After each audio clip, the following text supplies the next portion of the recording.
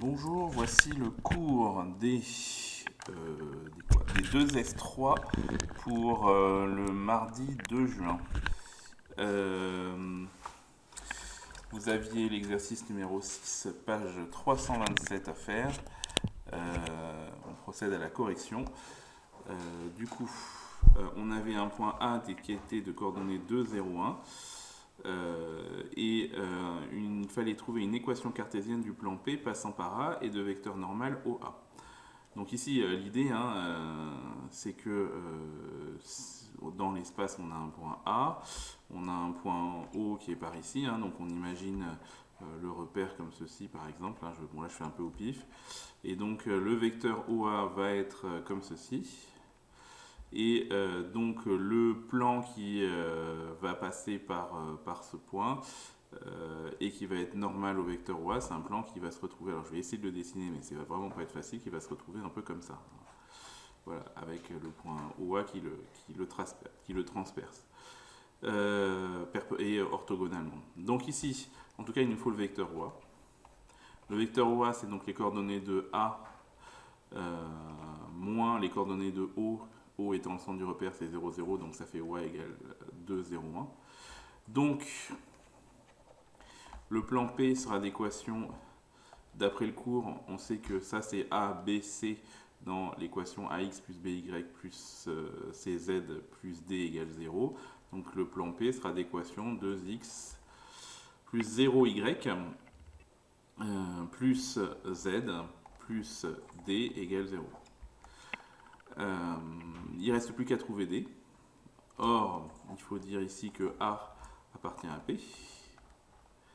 Donc, ça veut dire que ces coordonnées vérifient l'équation de D. Donc, en l'occurrence, ici, que 2 fois 2, plus, donc là, 0, il n'y a pas de Y, plus Z, c'est-à-dire plus 1, plus D égale 0. Et ça nous permet de trouver D. Donc, 2 fois 2, 4, plus 1, 5. Ça fait D égale 5. Donc, le plan P sera d'équation 2x plus z plus 5. Hop, j'ai fait une petite erreur de signe, il y a un moins là, hop, moins 5. Ça c'est tout moins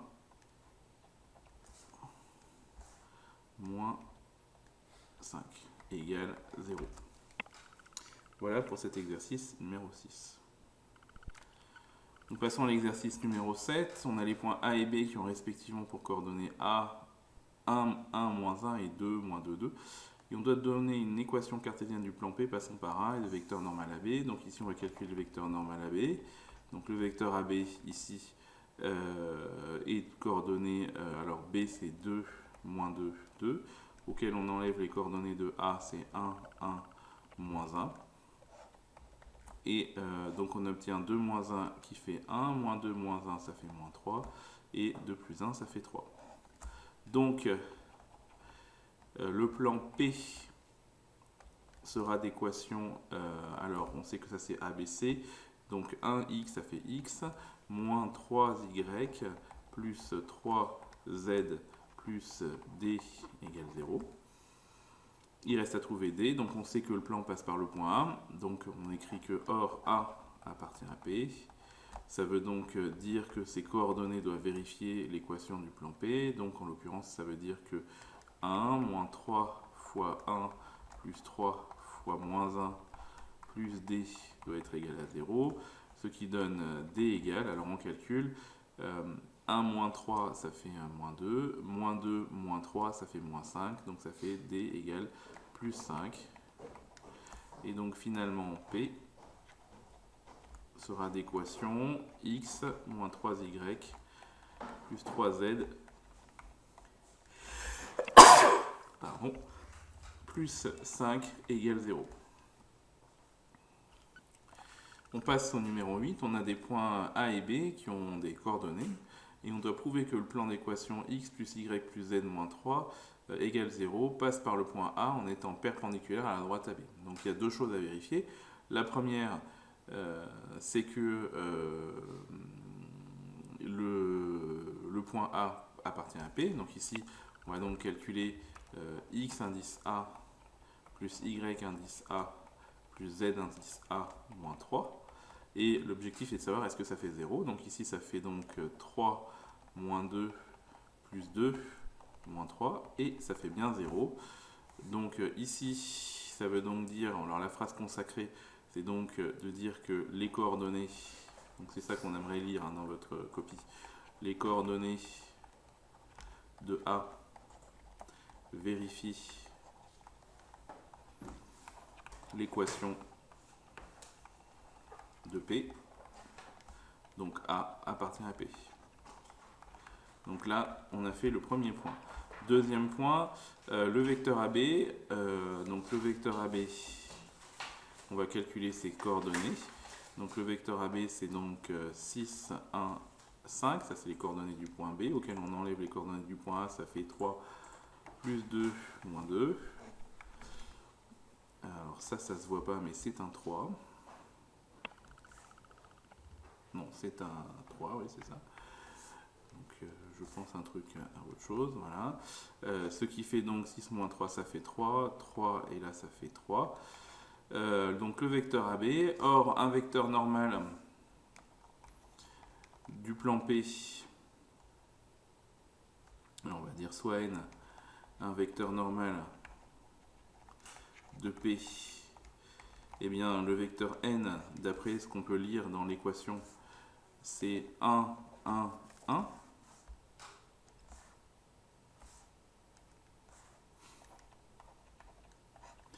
Et on peut s'apercevoir que le vecteur n et le vecteur AB sont clairement collinéaires.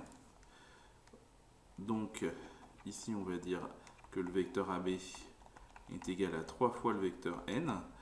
Donc AB, alors on va peut-être pas dire tout ça tout de suite comme ça. Donc AB et n sont collinéaires. Et donc du coup, la droite AB, elle est orthogonale à P. Orthogonale à P. Voilà pour l'exercice numéro 8. Nous passons maintenant à l'exercice numéro 9. ABCD, EF, GH est un cube d'arête 1. Et D, DA, DC et DH est un repère orthogonal. On nous demande de calculer des produits scalaires et d'en déduire que du coup on a un vecteur au plan normal. Alors du coup on va calculer le vecteur DF. Donc première question, donc on va calculer le vecteur DF. Alors les coordonnées de F dans le repère, donc ici il faut que pour aider un peu je vais dessiner ce repère. Donc le vecteur, le repère c'est D. Alors peut-être pas cette couleur, ça serait pas très malin. On va prendre du rose. Donc DA, DC, DH. Donc le vecteur DF, le point F, il sera de coordonnées 1, 1, 1. Auquel on va enlever les coordonnées du point 2, D qui sont 0, 0, 0. Donc ça veut dire que DF c'est 1, 1, 1. Ensuite le vecteur EG, le point G que nous avons trouvé ici, c'est donc le vecteur de coordonnées 0, 1, 1, moins les coordonnées du point E qui est ici, qui est donc les points de coordonnées 1, 0, 1. Ce qui fait le vecteur EG est égal à moins 1, 1, 0. Donc du coup on peut calculer DF scalaire EG. Ce qui fait 1 fois moins 1. Je rappelle qu'on fait, pour le produit scalaire, je rappelle qu'on fait ça fois ça, plus ça fois ça, plus ça fois ça. Donc 1 fois moins 1, plus 1 fois 1, plus 1 fois 0. Et en tout cas, ça fait 0. Ensuite, donc du coup, on peut dire que DF est un vecteur qui sera orthogonal à EG. Ça, c'est le premier point. Deuxième point, on va calculer df scalaire bg, donc il nous faut le vecteur bg.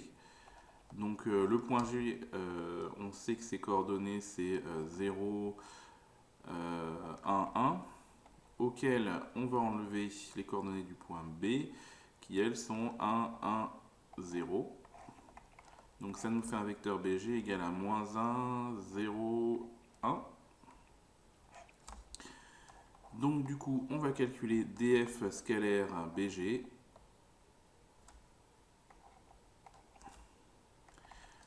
Df scalaire BG, ça fait donc 1 fois moins 1, plus 1 fois 0, plus 1 fois 1, et ça fait 0. Donc, on peut dire que df et BG sont orthogonaux. Alors, plutôt que d'écrire ça comme ça, je vais mettre ça, hop, avec un truc comme ça. Deuxièmement, petit a. Donc ici, on a df. Si vous regardez bien les résultats qu'on a obtenus, on a df ici et là, qui est orthogonal à deux vecteurs, le vecteur EG et le vecteur BG. Le vecteur EG et le vecteur BG, quand on les regarde, EG et BG, ce sont deux vecteurs non collinéaires. On va quand même le démontrer. Donc ici, on va calculer, on va regarder les coordonnées de EG. EG, c'est donc moins 1, 1, 0. Et BG, c'est moins 1, 0, 1. Donc étant donné qu'on a le même nombre ici en abscisse et pas les mêmes nombres en ordonnée et en cote, du coup on peut dire que EG et BG sont non collinéaires.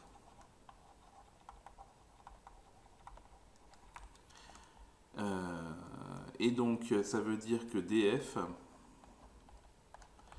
est orthogonal à deux vecteurs non collinéaires du plan jaune, enfin du plan vert plutôt, non collinéaires de EBG. Donc ça veut dire que DF est un vecteur normal de EBG.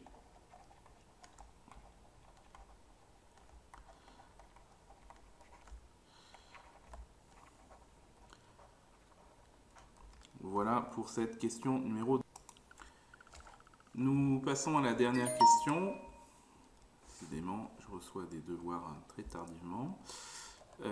Donc deuxièmement petit b, donc comme df est un vecteur normal, alors on va l'écrire comme, alors on va donner les coordonnées de df, comme df qui est coordonnée 1, 1, 1 est un vecteur normal.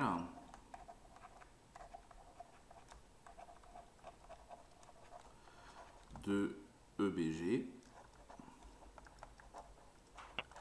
Alors, eh bien, EBG aura pour équation, on va reprendre les coefficients ici, donc 1x ça fait x, plus 1y ça fait y, plus 1z ça fait z, plus petit d égale 0. Donc ça c'est le cours qui vous dit, le théorème de cours qui vous dit que l'équation cartésienne a forcément cette tête-là. Du coup, il ne nous reste plus qu'à trouver d. Pour cela, il faut utiliser un des points du plan. Donc on a le choix entre B, E et G. Donc ici, on va prendre par exemple le point B. Or, B, donc B est de coordonnées 1, 1, 0. Il appartient à EBG. Donc, ça signifie que 1 plus 1 plus 0 plus D est égal à 0, ce qui veut dire que D égale moins 2. Et donc finalement, EBG sera d'équation x plus y plus z moins 2 égale 0. Donc ça c'est un 2 et ça c'est un z. Voilà pour cet exercice numéro 9. Nous passons à l'exercice numéro 11. Dans un repère orthonormé, on donne les points A, B et C.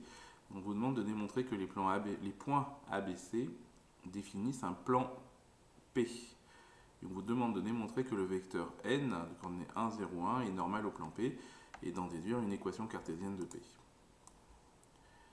Donc pour que A, B et C définissent un plan P, il faut qu'il soit non aligné. Donc ici, on va calculer le vecteur AB, par exemple, et le vecteur AC. Alors le vecteur AB sera de coordonnées 1, 4, 0, auquel on enlève moins 1, 0 et 2, ce qui fait 2, 4 et moins 2. Le vecteur AC, lui, sera de coordonnées 3, moins 4, moins 2, auquel on enlève pareillement 1, 0 et 2, ce qui fait qu'on obtient le vecteur AC de coordonnées 4, moins 4, moins 4. On regarde si ces deux vecteurs sont collinéaires. Pour savoir si les points sont alignés, il faut voir, il suffit pour nous démontrer qu'ils ne sont pas alignés, il suffit de démontrer que AB et AC ne sont pas collinéaires. Donc ici, on voit bien qu'on passe de la première coordonnée, enfin la coordonnée des abscisses de AB à l'abscisse de AC en multipliant par 2, mais qu'après ça ne marche plus. Donc ici, on va expliquer que les coordonnées de AB et vecteur AC ne sont pas proportionnels.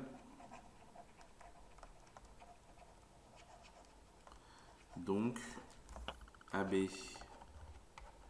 et AC ne sont pas collinéaires. Et si AB et AC ne sont pas collinéaires, ça veut dire qu'ils n'ont pas la même direction, et donc que les points ABC ne sont pas alignés. Donc A, B, C sont non alignés et définissent un plan.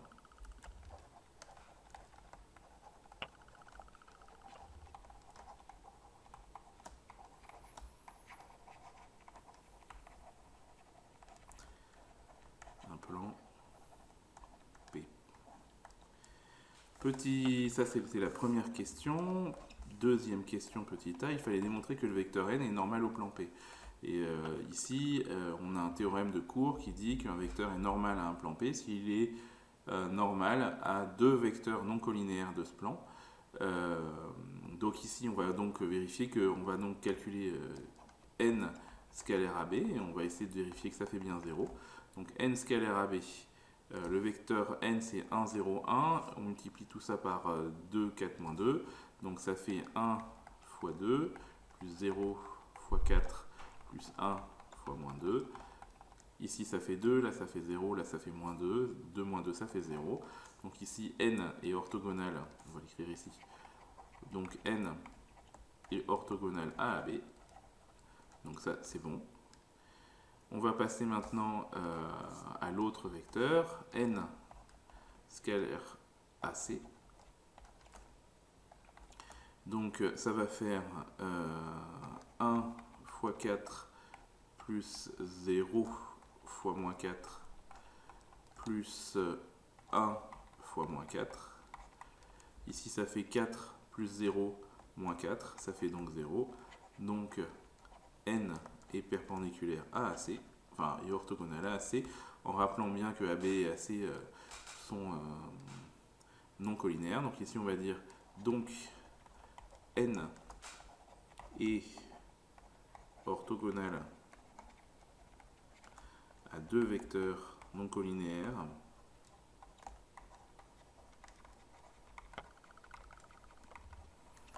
de P. Donc n est orthogonal à P. Oh, pardon, pas orthogonal, normal, c'est un peu un abus. Donc normal à P.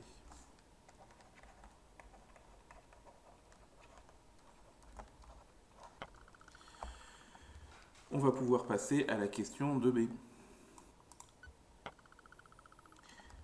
Pour la question 2b, eh bien, si n est un vecteur normal, donc 2b, si n est un vecteur, pas si d'ailleurs, c'est n est un vecteur normal à P, donc P sera d'équation.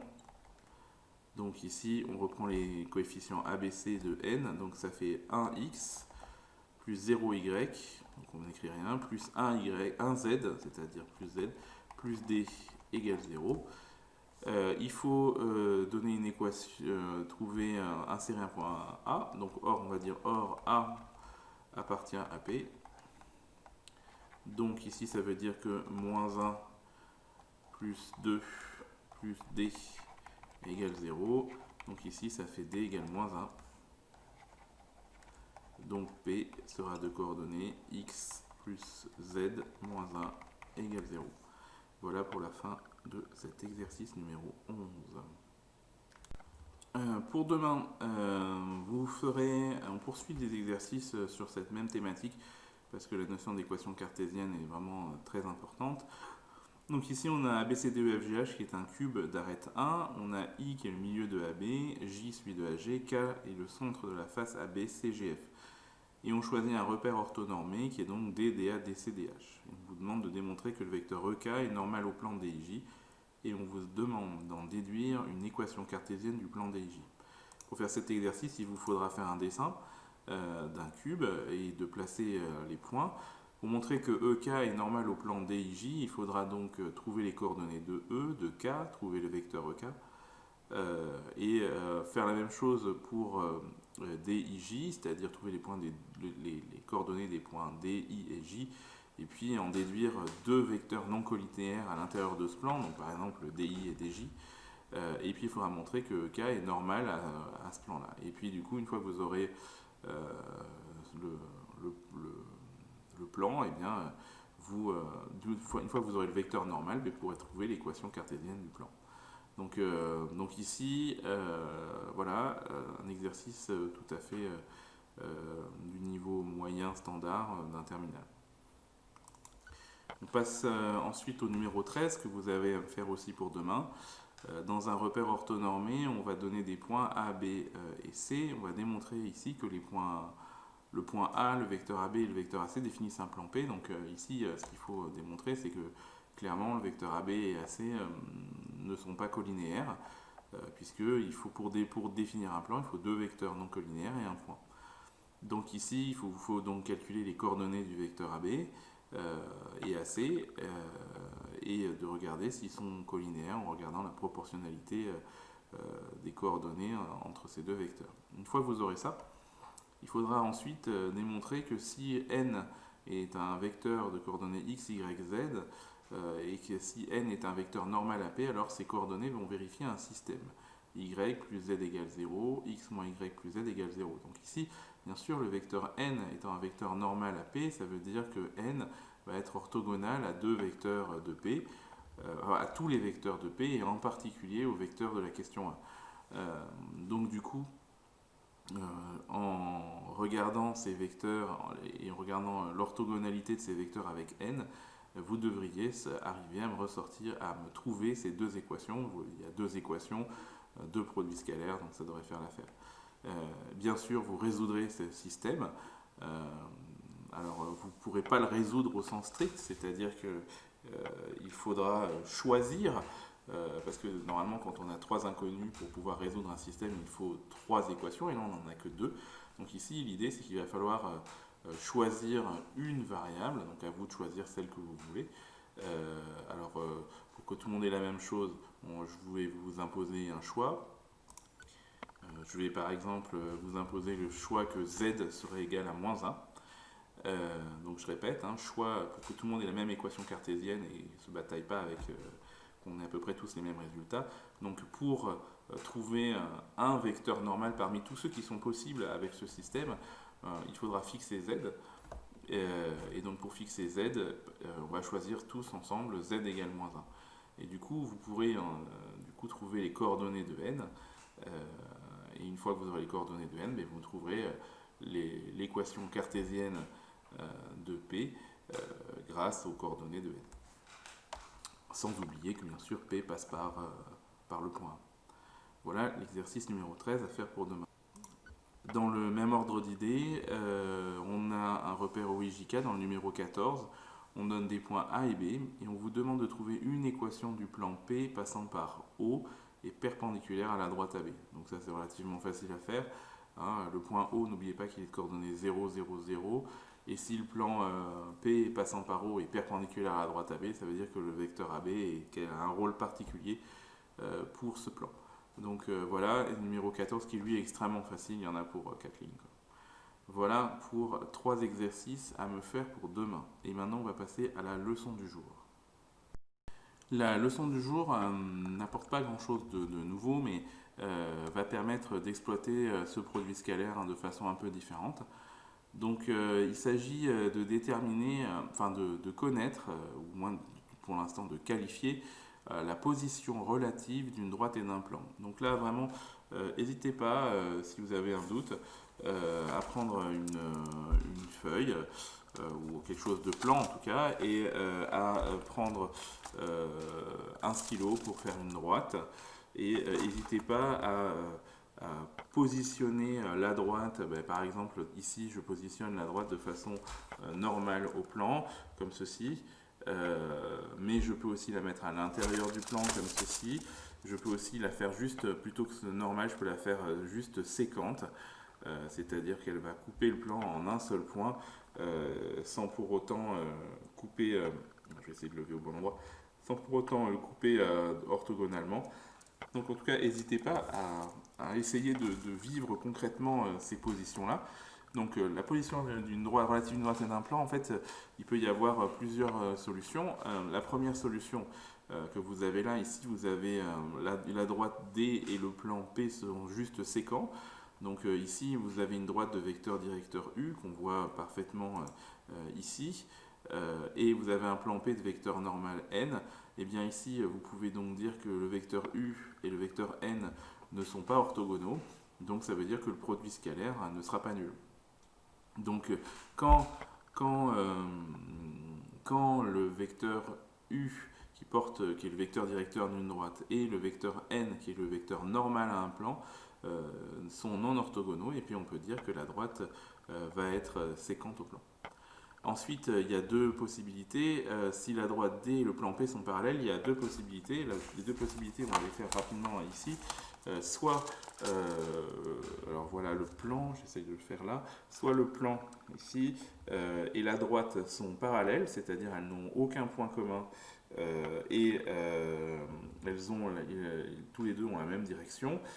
Soit ici, la droite et le plan sont, enfin la droite est incluse dans le plan, comme j'essaye de le montrer ici.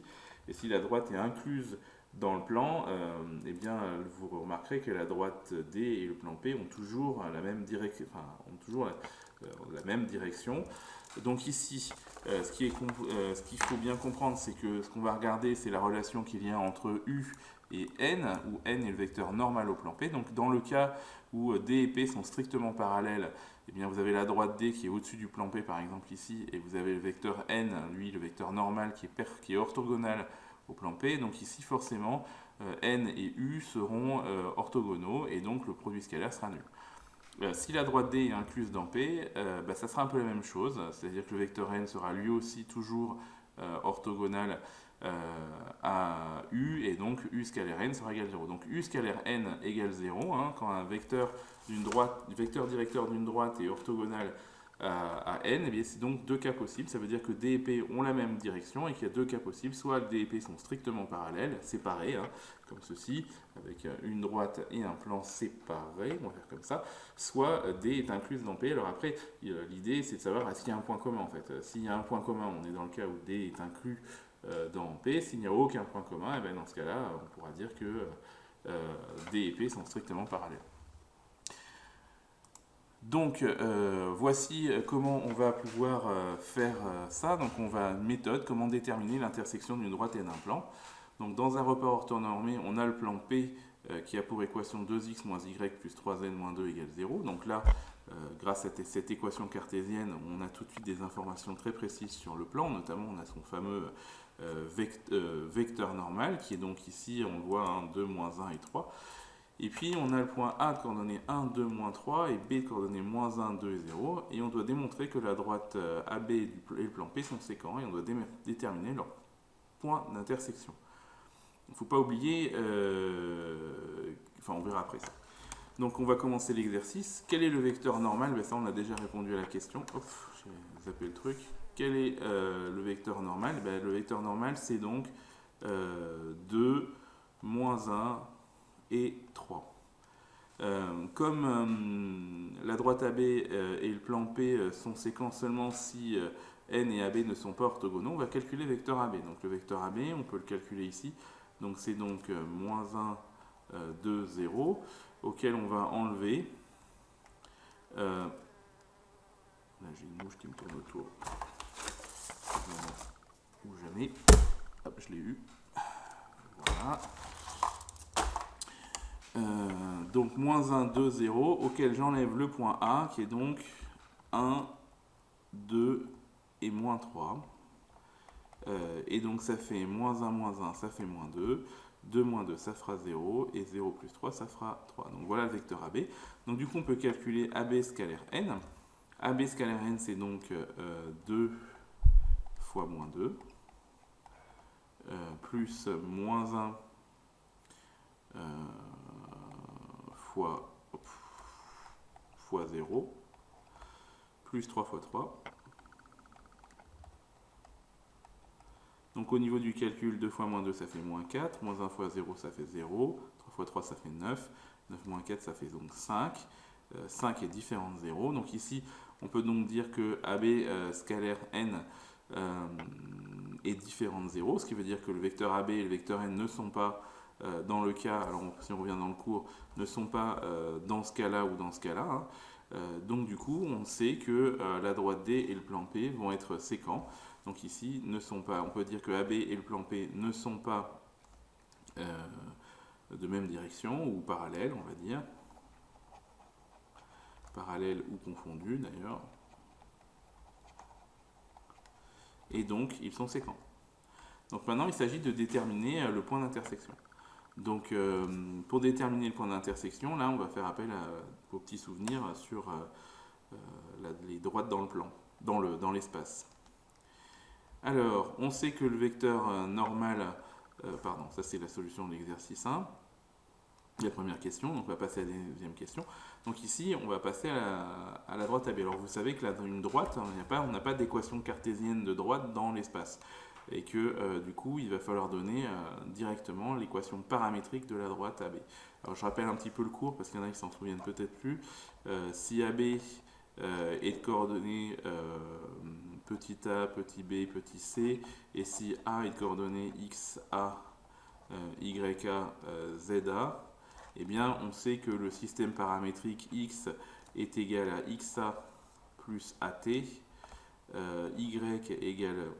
égale ya plus bt, et z égale za plus ct, où t appartient à r, est un système paramétrique de la droite AB. Donc ça, système paramétrique de la droite AB. Donc ici, on va reprendre les valeurs qu'on avait trouvées pour le vecteur AB. Le vecteur AB, c'est moins 2, 0, 3.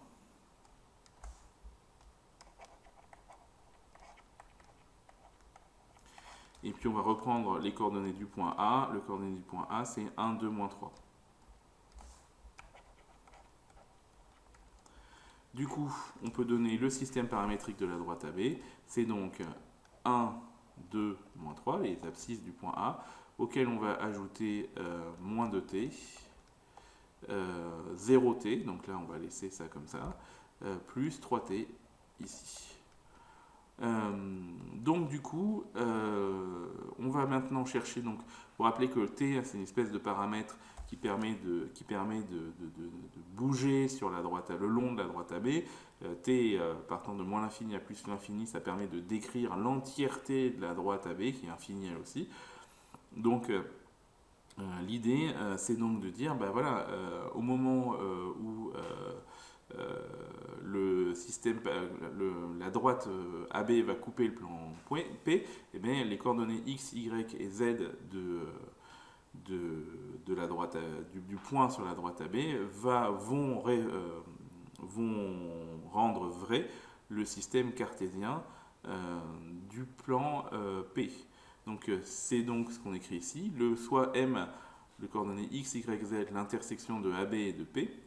Et donc le point M et ses coordonnées vérifient donc le système suivant. Bah, d'abord, les trois premières équations x, y, z qui correspondent à l'équation paramétrique de la droite AB, donc x égale 1 moins 2t, y égale 2, z égale moins 3 plus 3t. Et puis la quatrième équation, il faut que ces x, y et z vérifient l'équation du plan P qu'on a trouvé dans la question précédente, hein, qui est ici. On a trouvé... ah mais non, on ne l'a pas trouvé. Si, elle est là, elle est dans l'énoncé. 2x moins y plus 3z moins 2 égale 0. Ouf, j'ai eu un moment de doute. Et donc 2x moins y plus 3z moins 2 égale 0. Ça, c'est le plan P. Donc ici, vous avez le système de la paramétrique de la droite AB. Et là, vous avez l'équation cartésienne de P. Et bien sûr, l'idée, ça va être de remplacer x, y, z ici, là, et de trouver t, puisqu'il s'agit, si vous regardez bien, d'un système de 4 équations à 4 inconnus, x, y, z et t. Donc, quand on remplace x, y, z et t dans l'équation de P par les x, y, z paramétriques de l'équation de AB, on obtient deux facteurs de 1 moins 2t, moins 2 plus 3 facteurs de moins 3 plus 3t moins 2 égale 0. Il ne reste plus qu'à développer. 2 fois 1, ça fait 2. 2 moins 2t, ça fait moins 4t, moins 2. Plus 3 fois moins 3, ça fait moins 9. Plus 3 fois 3t, ça fait plus 9t. Et moins 2. Et l'ensemble va 0. On isole toutes les parties qui n'ont pas de t pour pouvoir les passer directement à droite. Donc on a 2 et moins 9 et moins 2 et moins 2. Donc ici ça fait donc t est égal à, alors ça fait moins 11 ici qui passe de l'autre côté, ça fait donc 11. Divisé par moins 4t plus 9t, ça fait 5t, donc on divise par 5t ici, par 5 plutôt, pour avoir t tout seul. Donc t égale 11 cinquièmes. Donc ici, clairement, hein, si on avait besoin d'une petite illustration, imaginez votre plan, imaginez votre droite. Je vais essayer de montrer tout ça le plus fidèlement possible. Voilà. Alors attendez, hop, c'est pas très évident à faire. Voilà, comme ça sera mieux. Donc imaginez votre plan et votre droite. La valeur de t part de moins l'infini, par exemple ici, et va jusqu'à plus l'infini, va donc arriver comme ceci, et puis en traversant ici, puis en descendant vers le bas. Donc lorsque t va s'approcher de la valeur 11 cinquième, on va arriver au niveau de l'intersection avec le plan. Donc lorsque t égale 11 cinquième, on va donc avoir le moment où la droite, le point M sur la droite AB va toucher le plan P. Donc du coup, on va pouvoir trouver les coordonnées, maintenant qu'on sait que t égale 11 cinquième, on va pouvoir trouver les coordonnées de x, y et z en réintroduisant t ici. Donc ça veut dire que x est égal à 1 moins 2 fois 11 sur 5. Ça veut dire que y va être toujours égal à 2 et que z va être égal à moins 3 plus 3 fois 11 sur 5. On calcule ça rapidement, ça fait donc x égale à 1 moins 22 cinquièmes. Je ne sais pas pourquoi j'ai mis un moins là. Et en mettant au même dénominateur, 5 moins 22, ça fait moins 17 sur 5. Donc x égale moins 17 sur 5. Donc là, je peux déjà mettre ici la coordonnée x. Y égale 2. Et ici, il va falloir calculer. Donc ça fait moins 3 plus 33 sur 5. En mettant ici, ça fait 15. 33 moins 15. Oh là là, c'est difficile. 33 moins 15, ça fait 23, 23, 18. Donc voilà, on obtient le point M de coordonnées moins 17 cinquièmes, 2 et 18 cinquièmes pour une valeur de t égale à 11 cinquièmes. Donc l'idée à retenir de cette méthode, et vraiment c'est une méthode vraiment très fondamentale, c'est que premièrement, pour connaître la position relative entre une droite et un plan, on va calculer le produit scalaire entre le vecteur directeur de la droite et le vecteur normal du plan. Si ce produit scalaire est nul, ça signifie que la droite est parallèle ou confondue avec le plan. Donc là après il faudra quand même trouver des arguments pour savoir si c'est parallèle ou confondu. Si enfin le produit scalaire n'est pas nul, ça signifie que la droite en fait est séquente au plan, et dans ce cas-là on écrit sa représentation paramétrique. On écrit un système où il y a 4 équations. Les 3 premières, ce sont les 3 équations du système paramétrique de la droite. La dernière, c'est l'équation cartésienne du plan. Et du coup, on mélange les 4 pour trouver le moment, c'est-à-dire la valeur du paramètre pour lequel le point de la droite va être en intersection avec le plan. Et une fois qu'on a trouvé ce moment, ce paramètre t, eh bien, on retrouve x, y et z, les coordonnées du point d'intersection. Donc vous allez mettre ça en application dans un exercice tout de suite. Donc il s'agit de faire maintenant l'exercice numéro 15. Donc vous démontrerez que le plan P d'équation 2x moins y plus z moins 8 égale 0 et la droite D passant par le point A de coordonnées 3, moins 1, 0 et B de coordonnées 1, 1, moins 1 se coupe en un point. Donc vous calculez les coordonnées. Donc la première chose à faire, c'est de démontrer qu'ils se coupent. Donc ici, vous récupérez le vecteur normal le vecteur normal de P dans l'équation cartésienne de P. Vous récupérez le vecteur AB en calculant ses coordonnées. Ça vous donnera donc un vecteur directeur de la droite D. Et vous allez calculer le produit scalaire entre ces deux vecteurs pour savoir si le plan P et la droite D se coupent. Donc a priori, vous devriez trouver une valeur qui n'est pas égale à 0.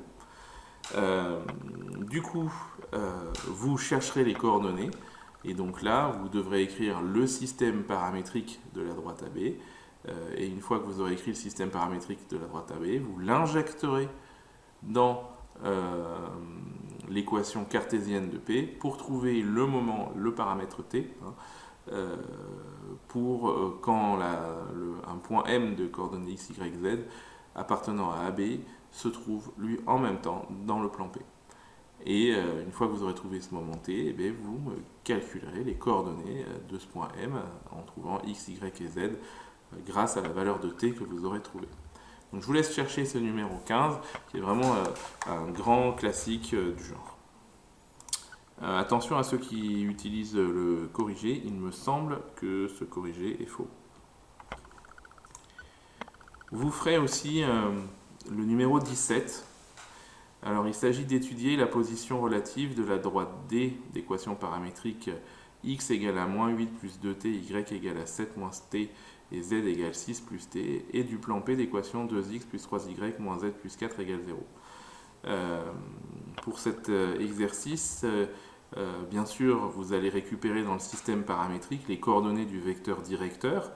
Alors, je rappelle que ces coordonnées sont constituées des coefficients qui multiplient t, donc vous trouverez ce vecteur directeur.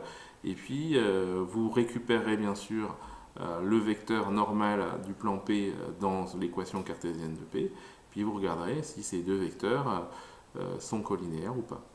S'ils le sont, ça voudra dire que la droite D et le plan P sont parallèles ou confondus. Et s'ils sont parallèles ou confondus, il y a deux cas de figure. Soit ils ont des points communs, soit ils n'en ont pas. Donc il faudra quand même essayer de tenter de trouver des points communs. Si vous trouvez des points communs, c'est-à-dire si vous trouvez une solution au système, et bien dans ce cas-là, ça voudra dire que les droites finalement étaient confondues. La droite a été confondue au plan P. Enfin, pas confondue, incluse dans le plan P. Si vous n'en trouvez pas, eh bien, ça voudra dire qu'en fait, la droite D et le plan P n'ont aucun point commun, et donc forcément, elles sont parallèles strictement. Voilà, donc numéro 17 à faire pour demain. Voilà, ça sera tout pour aujourd'hui. Je vous laisse avec ce travail-là, c'est quand même assez conséquent.